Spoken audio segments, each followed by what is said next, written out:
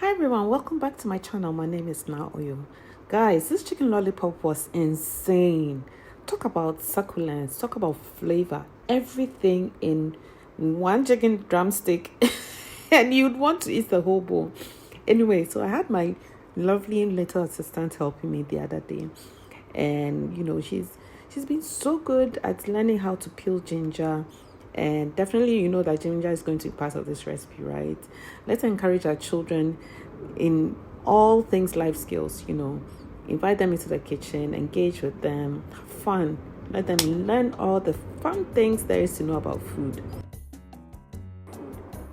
So for your chicken drumstick, you're basically going to be cutting off the ends, okay? So you are using a knife to scrape back and cut off all the cartilages, and then you're going to be pushing them off and yanking it off, basically twisting. So twist and then yank off.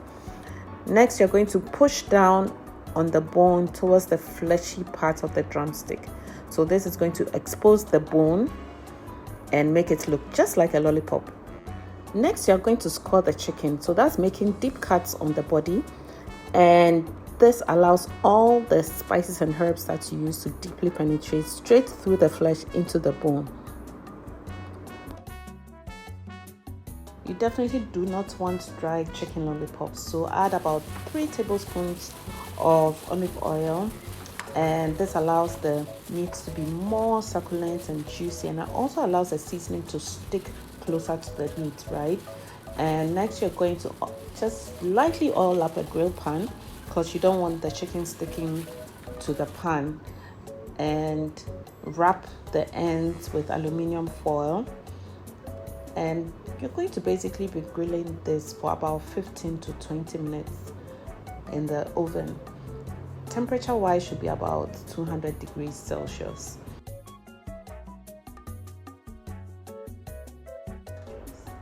Next, you want to make what I call the magic sauce. So into a small pan, add some butter, chopped coriander and sliced garlic, a little mustard and honey. Add a little bit of water, and you're going to allow this over low heat simmer until it's ready. This sauce is pure magic, I'm telling you guys. You're going to take out the chicken after the 15-20 minutes, and you're going to pour this magic sauce all over it and pop it back into the oven for only 5 minutes for it to soak. And that is it. That's what's going to transform this chicken into something incredible. It's succulent, it's zesty, it's altogether flavorful, it's spicy, there's some sweetness in there, and you can add any side you want to it, whether it's fried rice, whether it's kenke, whether it's fried yam, or have it by itself. Maybe you're on a low keto diet. This is perfect for you.